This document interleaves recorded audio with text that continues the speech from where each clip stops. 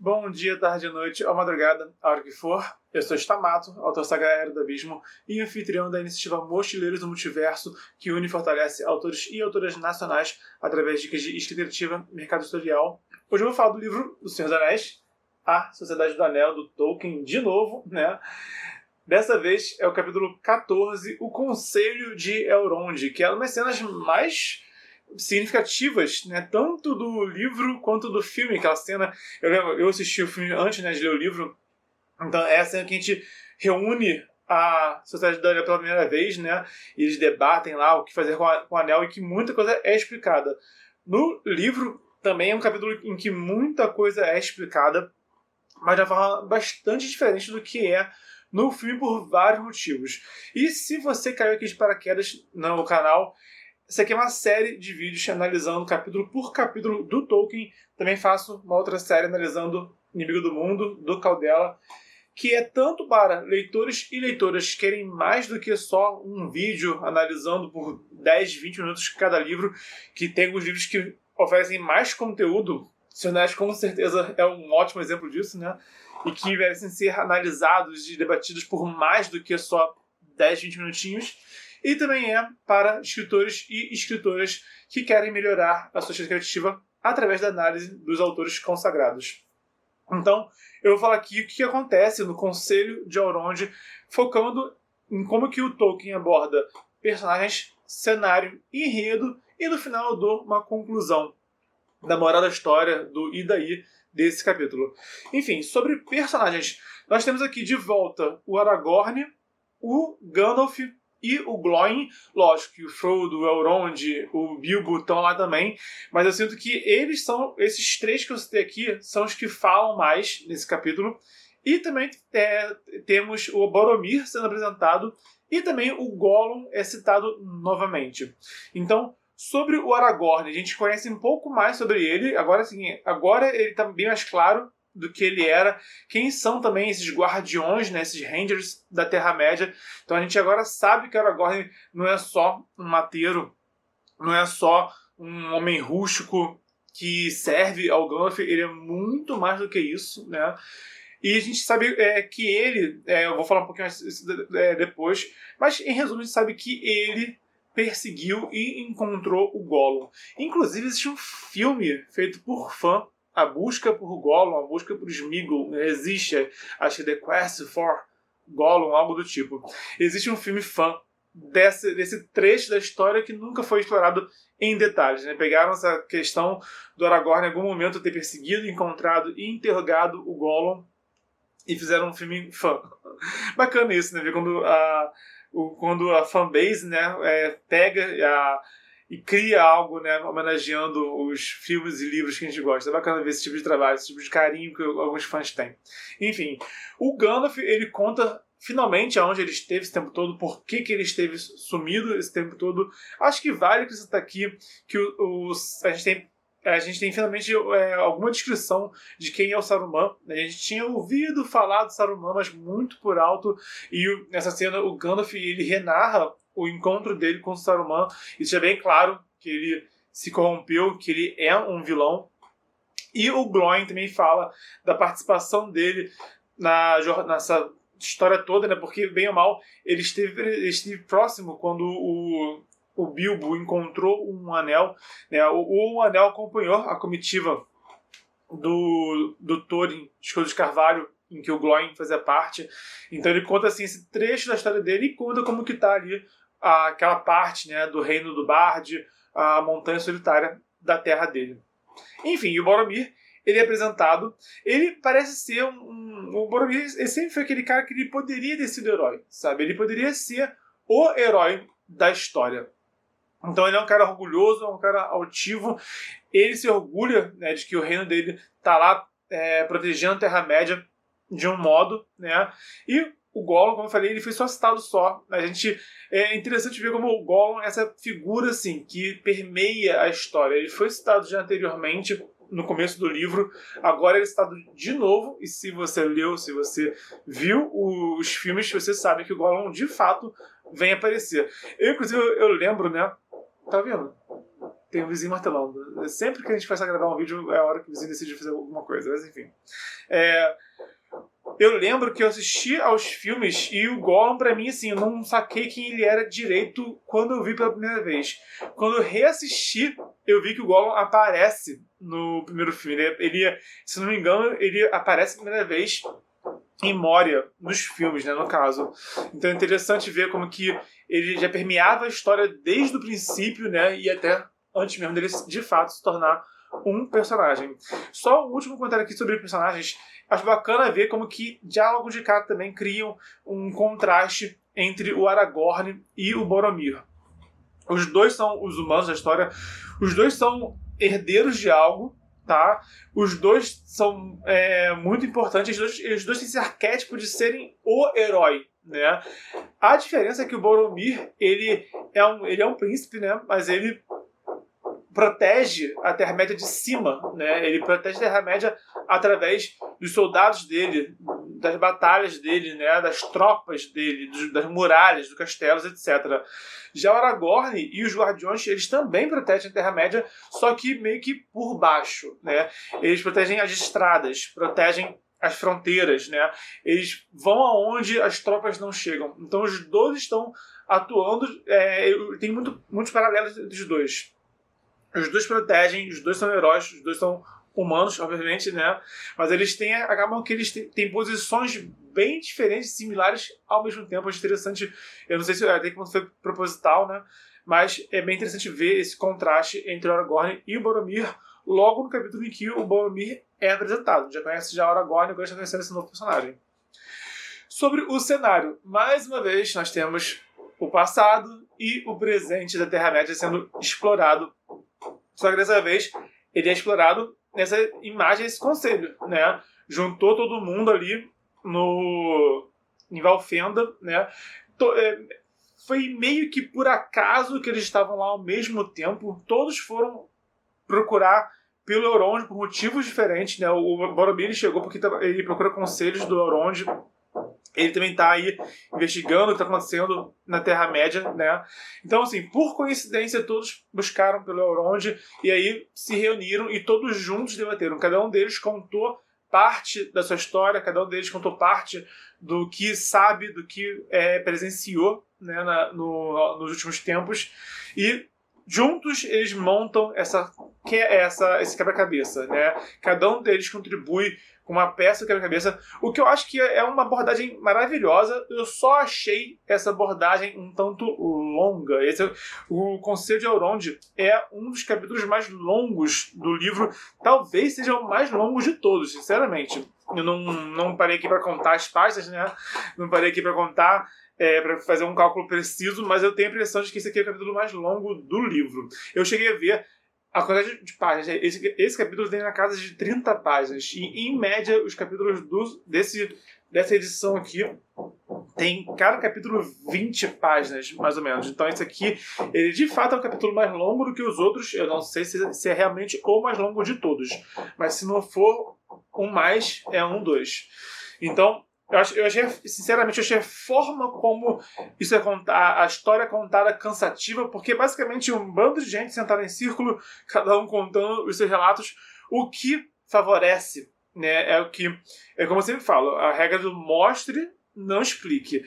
O Tolkien, ele está explicando muita coisa, é parecido com o que ele fez no segundo capítulo. Se você ver aqui o vídeo do capítulo 2, ou 2 ou 3, se não me engano, é quando o Gandalf e o Frodo sentam e conversam, e nessa conversa o Gandalf conta tudo que o leitor precisa saber para começar a história, né?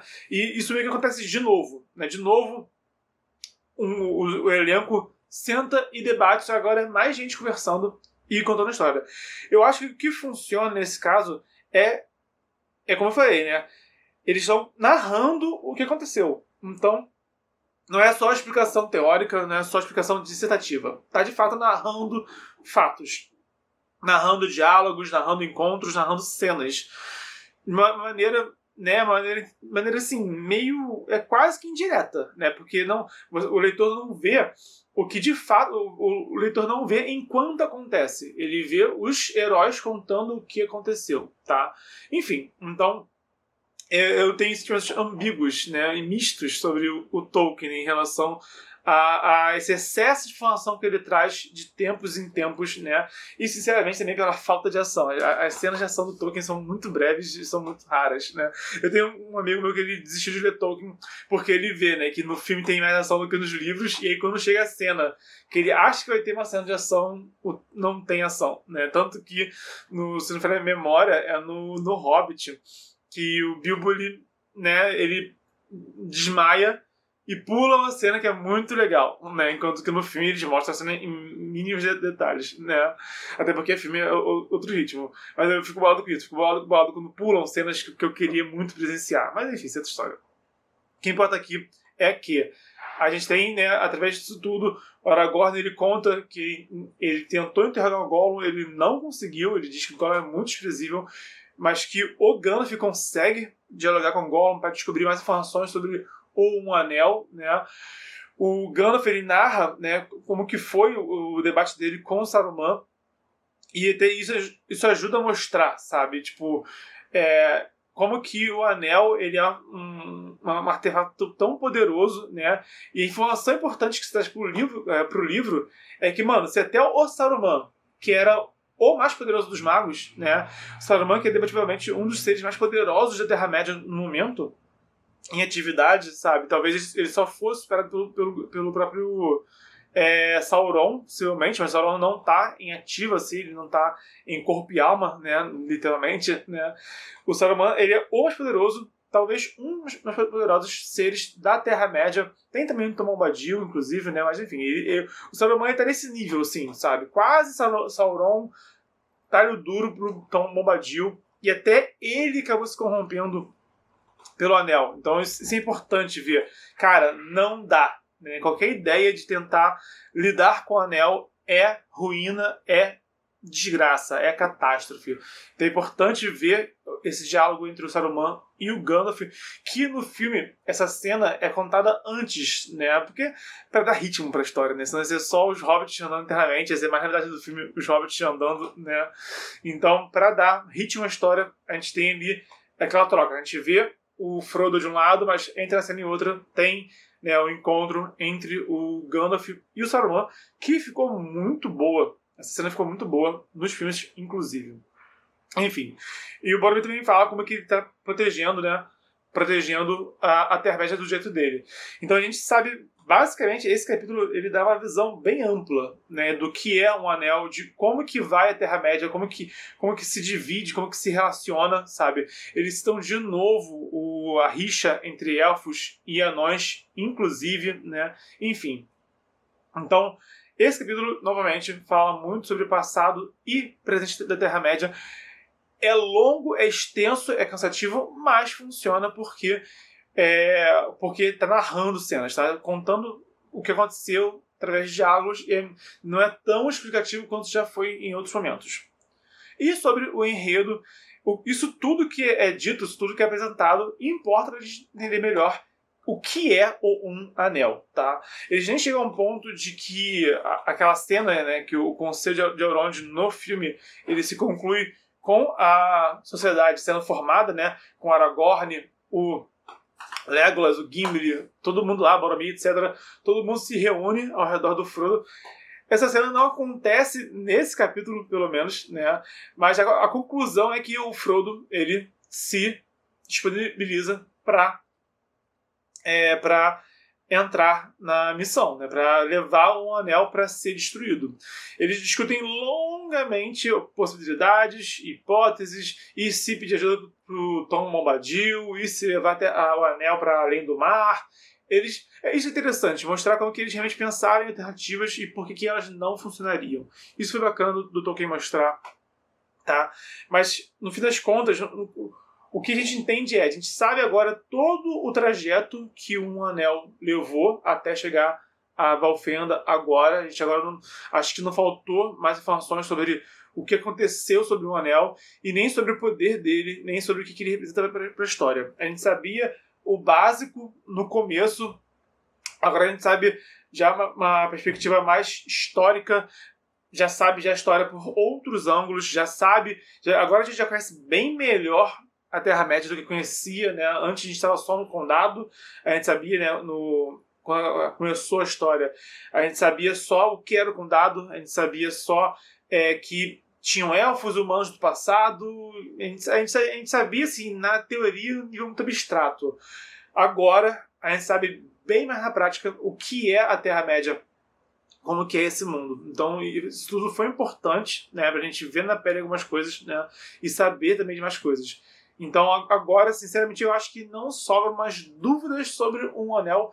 E agora sim, agora é uma hora em que agora a história, de fato, vai começar a desenrolar, né? O que vai acontecer de importante com o anel vai ser o daqui pra frente. Vai ser o Frodo levando o anel, vai ser o que vai vir acontecer para quem já leu o livro, quem já viu os filmes já sabe, né?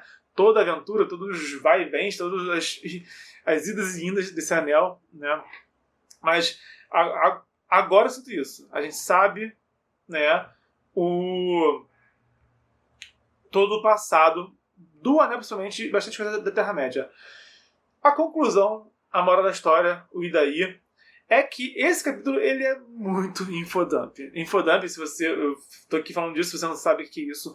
Infodump é quando o autor exagera na entrega de conteúdo de uma maneira meio cansativa, meio tentando ser didático, tentando ser dissertativo demais. Eu não recomendo, tá?